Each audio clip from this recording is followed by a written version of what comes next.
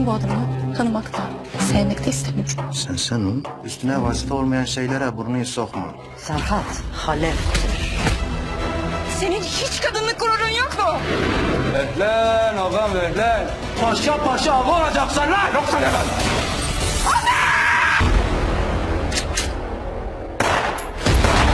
Ağa da benim, Halef de benim.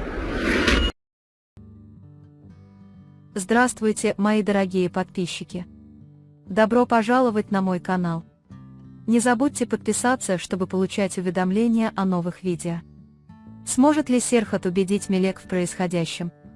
Как Йылдыз заставит его замолчать, когда Акиф узнает, что Йылдыз знает об убийстве его отца, Бекира, и распространяет о нем слухи? Как будет развиваться вражда Серхата и Мелек? Как Ашер заставила Серхата прийти к ней и убедить его стать Агой? Когда Йылдыз заставила Серхата прийти, что делает Ашер, когда брат заставляет его это сделать? Что сделает Акиф, когда Серхат, подстрекаемый действиями брата, прибудет в особняк с Йылдыз, и Акиф объявит: «Он мой и Халаф мой»? Приведет ли принятие Серхата Маги и Халафа к расколу между братьями? Вернется ли Мелек в Стамбул? Слушайте, устраивайтесь поудобнее, и позвольте мне подробно и искренне объяснить вам всю эту запутанную историю по порядку, потому что это уже не просто конфликт, это перекресток, где испытываются душа, честь и будущее каждого. Сначала Серхат попытается убедить Мелек. Серхат попытается сделать это спокойно, с непоколебимой честностью. Его противостояние с Мелек будет не уклончивыми словами, а объяснениями, ясностью и раскрытием собственной психической раздробленности. Он скажет ей: «Я люблю тебя. Я не скрывал ни своей жизни в Стамбуле, ни тебя, ни своих обязательств перед Йылдыз», и он поведает ей по порядку о тяготах прошлого, о долгах перед семьей и об обязательствах, наложенных договорным браком Йылдыз. Но Мелек женщина, ее обида глубока, ее доверие пошатнулось. Слова Серхата не залечат эту рану мгновенно. Убедится ли она? Это произойдет лишь отчасти. Мелек поймет, эмоционально ощутит искренность Серхата, и вместо того, чтобы сказать «я не уйду», она, движимая холодным инстинктом защиты, закроет сердце и будет ждать. Другими словами, Серхат не сможет полностью убедить Мелек и развеять все сомнения. Мелек останется, но отстраненной, настороженной и трепетной доверие будет восстановлено, но медленно, осторожно. Слух о том, что Акиф убил Бекирбея, вырвавшийся из уст Йылдыз, сам по себе является запалом. Йылдыз не может скрыть эту информацию, потому что в ней горит жажда справедливости, и когда она начинает говорить, это не заставит ее замолчать. Как только Акиф доберется до ее ушей, опасность, таящаяся в нем, раскроется. Молчание не будет мягким, Акиф будет угрожать, запугивать, демонстрировать захват определенных источников, он прибегнет к мелкому, мучительному давлению, полуночным запугиваниям и действиям, направленным на подавление семейных сплетен. Он даже открыто попросит молчать, он либо запугает Йылдыз, либо усложнит ей жизнь, чтобы заставить ее замолчать в сочетании давления, денег, престижа и угроз. Однако Йылдыз не из тех, кто легко сдается, заставить ее замолчать возможно и возможно, но вероятность полностью ее остановить невелика. В этот момент Серхату придется делать две вещи одновременно: защищать Йылдыз и раскрывать козни Акифа. Его методы защиты продолжатся ночными бдениями, поисками убежищ и поисками юридических или политических рычагов давления на Акифа. Сцены войны Серхата между Мелек и Йылдыз будут напряженными. Представьте себе противостояние за обеденным столом, на церемонии, даже на пороге. Бунт Йылдыз никогда не ограничится простым «я права», она годами хочет занимать свое законное место, требуя права на дом, семью и будущее, которого так ждала. Мелек же, в свою очередь, заявит «я его жена», защищая их прошлые узы. Серхат будет загнан в угол повсюду, он будет смотреть в глаза двум женщинам, и каждое слово будет резать, как нож. Эта война будет включать слова, старые письма, сплетни, даже религиозные и юридические споры. Она будет развиваться через периодические крики, иногда через тонкие упреки, будут эмоциональные разрывы, но полный разрыв дается нелегко. Никто из них не хочет терять Серхата, поэтому борьба будет разворачиваться за свое истинное «я» и оттого более утомительной, более болезненной. Сцена, где Ашир силой приводит к себе Серхата, станет поворотным моментом в сериале. Держа в руках племенные традиции и честь, Ашир, словно любимый стервятник, будет яростно действовать ради будущего моего брата.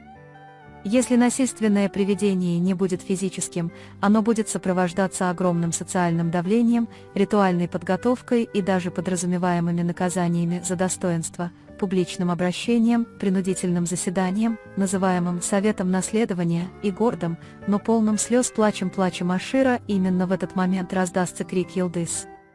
Йылдыз будет плакать не потому, что вынудила Ашира сделать это, а потому, что чувствует себя беспомощной перед лицом его попыток защитить ее.